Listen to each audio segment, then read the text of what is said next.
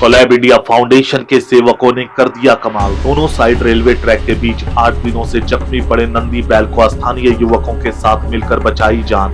महज 10 मिनट बाद आने वाली थी ट्रेन। जिला प्रशासन के सहयोग से 4 मिनट के अंदर रेलवे ट्रैक के बगल से उठाकर सुरक्षित स्थान पर पहुंचाया गया। नमस्कार, जोहार इंडिया न्यूज में आप सभी का स्वागत है। मैं हूं रोहित कुमार। साथियों, मैं अभी मेदिनी नगर के सुदना पश्चिम इलाके में उपस्थित हूं। आप देख सकते हैं कि मेरे साथ में कुछ युवा साथी यहां पर खड़े हैं। ये पलामू जिले के विभिन्न इलाकों से आए हुए विद्यार्थी हैं जो यहां लॉज पर रहते हैं, लॉज में रहते हैं और लॉज में रह करके पढ़ाई कर रहे हैं। लेकिन हमारे लिए यह जानना बहुत ज़रूरी है कि आखिर ये युवा साथी यहाँ पर क्यों जमा है। तो सबसे पहले मैं आप लोगों को बता देना चाहूँगा कि मैं कैमरा पर्सन से कहूँगा कि आप इस और दिखाइए। ये रेलवे ट्रैक है। रेलवे ट्रैक के बीच में जो है आप देख रहे होंगे कि एक बैल जो है जख्मी हालत में पड़ा हुआ है और उस बैल की हालत जो है वो इतनी दयनीय है कि वो उठ करके चल नहीं सकता है। उसके पैर फ्रैक्चर हो गए हैं, ट्रेन से लगने के कारण दुर्घटनाग्रस्त हो गया है बैल, और जो उसका मल द्वार है, मल द्वार में चोट लग गई है और गूदा बाहर निकल करके आ गया है। ऐसी स्थिति में जो ये युवा साथी हैं, ये लगभग 7 दिनों से इसकी रक्षा कर रहे हैं, इसे चारा दे रहे हैं, इसका इलाज करवा रहे हैं। साथ ही साथ मैं ये भी बताना चाहूँगा कि यहाँ के जो पशु चिकित्सक हैं उनको जानकारी भी दी गई। उनके द्वारा एक वैन चलती है, वो वैन आई और इंजेक्शन दे करके चली गई, लेकिन उसके बाद वो नहीं आई। हालांकि जोहार इंडिया न्यूज़ का प्रयास रहा है कि ऐसी विकट परिस्थिति में जहां जानवर हो या फिर मनुष्य हो, उसकी रक्षा करना हमारा प्रथम कर्तव्य है। तो आइए उन युवा साथियों से बात करते हैं और समझते हैं कि क्या कुछ हुआ। आपका शुभ नाम? मृत्युंजय कुमार मिश्रा। मृत्युंजय जी, क्या वाकया था जो कि आप लोग 7 दिनों से यहाँ पर लगातार टिके हुए हैं? और मैं देख पा रहा हूँ कि जब भी मैं आ रहा हूँ यहाँ पर आप लोगों की भीड़ हमेशा जमी हुई रहती है।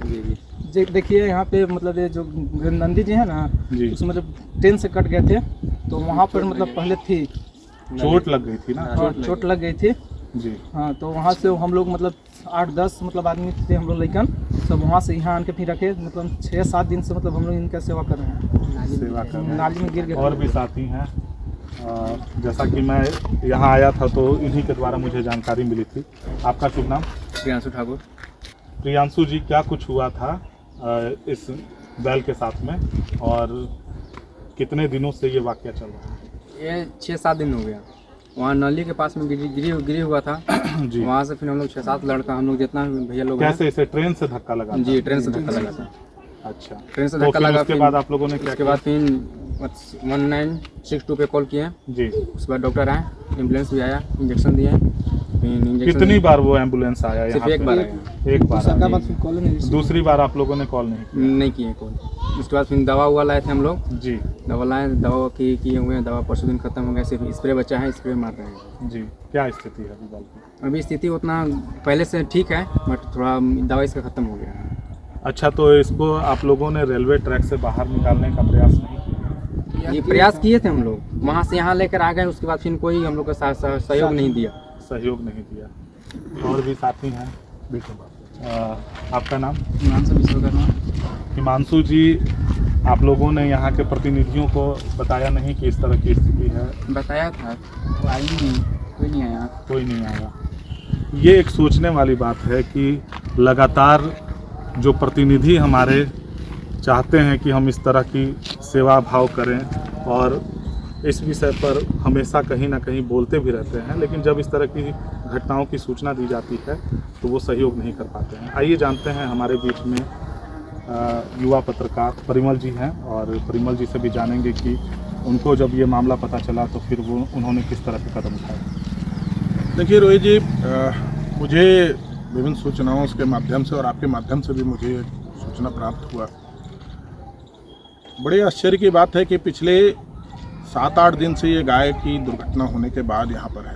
ये तो भला हो इन बच्चों का, स्टूडेंट्स का, छात्रों का, जिन्होंने इसे अभी तक जीवित रखा, वरना ये कब की मर गई होती है जी।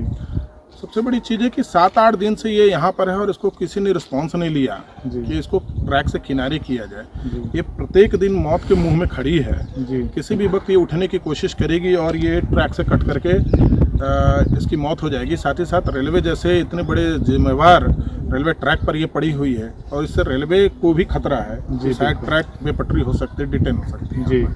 तो ये लापरवाही का सीधे सीधे हिस्सा है। सबसे बड़ी बात है कि 7 दिनों से ये इस स्थिति में है, दोनों तरफ से जब ट्रेन पार होती होगी तो ये तो मानसिक तौर पे बड़ी प्रताड़ना मिलती होगी इसको। शरीर पे शायद जितने जख्म नहीं होंगे उससे ज़्यादा मानसिक तौर पे प्रताड़ना होती होगी। निश्चित तौर पर रोहित जी, ये आपने बहुत ही संवेदना वाली बातें कही हैं जी। कि हम 1-2 ट्रेन गुजरते हैं तो कान पे हाथ रख करके उसे गुजरने का इंतजार करते हैं। बिल्कुल। सैकड़ों 8 दिन से हजारों ट्रेनें गुजरी होंगी इसके बगल से। जी। जिस एक तो खुद का दर्द और ऊपर से ये ट्रेन के गुजरने का डर, जी। उसका वाइब्रेशन, और ये डरती होगी हर वक्त। जी बिल्कुल। ये डर और ये भय हम बड़ी इसकी आंखों में देख सकते हैं। जी। तो मेरी ये कोशिश होगी रोहित जी कि अभी हमारे बीच में ये सारे युवा हैं जी। इन सारे युवाओं के साथ मिलकर के सबसे पहले, जी। जिसमें आपका भी बहुत बड़ा भूमिका है, जी बिल्कुल। इसे मिल करके हम इसे उठा करके साइड में पहले किनारे करेंगे। तो बिना प्रशासन को जानकारी दिए क्या ये संभव है? रोहित जी, हमने रेलवे से भी बात किया इस संदर्भ में। रेलवे के जो निकटतम फाटक के जो कर्मचारी हैं उनसे जी। बात किया। उन्होंने ये बताया कि हम किसी भी, हमने सोचा था कि कोई वाहन ला करके, हाइड्रा ला करके इसको सीधा उठवा करके किनारे करेंगे। उन्होंने कहा कि रेलवे के परिक्षेत्र में हम किसी भी प्रकार का वाहन प्रवेश नहीं करने देंगे। जी। तो हमने डिसीजन लिया कि 100-150 बच्चों को जमा करें जो यहाँ स्टूडेंट पहले से थे, जो इसकी सुरक्षा में थे। जी। उनको और प्रोत्साहित किया और लोगों को जमा किया, और मैं कोशिश कर रहा हूँ कि उनके माध्यम से इसको किनारे करें। जिला प्रशासन को हमने सूचना कर दिया है, आपने भी 100 नंबर डाल करके उनको जी, सूचित कर दिया है। हमने भी रेलवे से इसके मसले पर जो भी मार्गदर्शन था उसको ले लिया। तो अब हमारी जिम्मेवारी बनती है, नैतिक जिम्मेवारी बनती है कि हम इसको उठा करके सबसे पहले किनारे करें। जी। और ताकि 1962 जो पशुपालन विभाग का हेल्प सेंटर नंबर है उस पर भी हमने सूचना की। उन्होंने भी कहा कि 2 घंटे में हमारा एम्बुलेंस यहाँ आ जाएगा और जो भी इसका ट्रीटमेंट है वो प्रारंभ हो जाएगा। जी। तो आइए कैमरा पर्सन से मैं जो है आग्रह करूँगा कि और हमारे युवा साथियों को आइए देखते हैं कि उस बैल की स्थिति क्या है और उसको कैसे जो है इस समस्या से निवारण दिलाया जा सकता है। मैं कैमरा पर्सन को कहूँगा कि आप भी साथ में आइए और दिखाइए कि